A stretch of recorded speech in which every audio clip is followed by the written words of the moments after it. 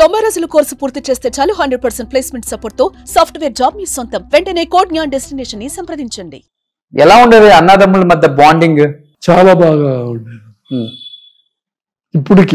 ఇప్పటికి ఎక్కువ రెస్పెక్ట్ చేస్తారు అన్నని. అలాగే నేను బ్రదర్ని బాగా రెస్పెక్ట్ చేస్తాను. బాగా ఇష్టం తమ్ముడు అంటే. సో మీ సినిమాల స్టైల్ వేరు, ఆయన సినిమాల స్టైల్ వేరు.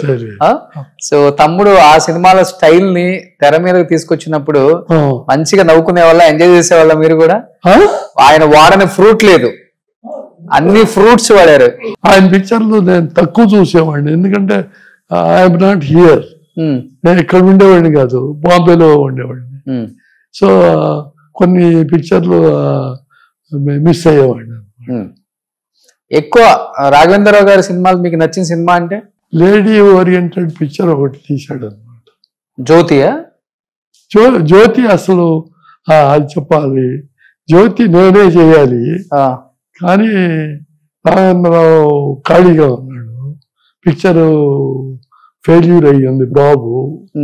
సో రాఘవేంద్రరావు అన్నాడు నేను చేయనా అంటే ప్రొసీడ్ చెప్పాను. అప్పుడు ప్రొడ్యూసర్ నా దగ్గరికి వచ్చి నేను ఒక బెంగాలీ పిక్చర్ని తీసుకోబోతున్నాను, అది మీరు చేయాలి అని ప్రామిస్ తీసుకుని అది ప్రొసీడ్ అయ్యాడు. ఓకే, ఏ సినిమా అది? అది ఆయన చేయలే. ఓకే, ఎందుకంటే ఆ పిక్చర్ నాగేశ్వరరావు గారితో చేయాలి అది, కానీ ఆయనకి ఈయనకి సరిగా సూట్ అవ్వలేదు అన్నమాట, ఫైనాన్షియల్ గా ఏదన్నా కానీ. అది ఆయన చేయలేదు, ఆ పిక్చర్ కూడా నేను చేయలేదు. ఆ తర్వాత పిక్చర్స్ కూడా నేను చేయటానికి ఛాన్స్ లేకపోయింది, నా కమిట్మెంట్స్ ఎక్కువ బాంబేలో. ఇక్కడ రామానాయుడు గారి పిక్చర్లు తప్పకుండా మొత్తం 9 పిక్చర్స్ చేశాను. రామానాయుడు గారు హిందీ పిక్చర్స్ కూడా చాలా చేశారు మీరు కదా, అన్ని సూపర్ డూపర్ హిట్స్ అవి కూడా. సూపర్ అసలు అవన్నీ. ఇప్పుడు వచ్చేటప్పుడు నేను లాస్ట్ పిక్చర్ ఆయన్ని నేను చేసింది మక్సద్. జితేందర్ అండ్ రాజేష్ ఖన్నా, జితేందర్. సార్ ఇప్పుడు అన్ని సినిమాలు చేసిన తర్వాత ఎక్కడో ఒక చోట అనిపిస్తుంది, ఇప్పుడు అప్పుడు ఒక ఇది ఉండేది, కమర్షియల్ సినిమాలకి ఒక ఊపు ఉండేది అప్పుడు. అంటే ఒకటే జోనర్ తీస్తున్నామని మీకు అనిపించింది ఒక మాట అన్నారు కదా, ఒక్కసారిగా చేంజ్ తీసుకొచ్చిన డైరెక్టర్ అంటే ఎవరు ఆ టైంలో? ఎవరి పేరు చెప్తారు మీరు? ఆడియన్స్ కి క్లాసిక్సే గాని ఆడియన్స్ కి బాగా నచ్చే పిక్చర్లు కాదు అన్నమాట, మామూలు ఆడియన్స్ కి, ఫ్యామిలీ ఆడియన్స్ కి. మామూలుగా public they want to see fights, dance, ఇలాంటి ధోరణి ఉండే రోజులు అనమాట. సో చిరంజీవి గారితో ఎలా ఉండేది ఒక ఎక్స్పీరియన్స్?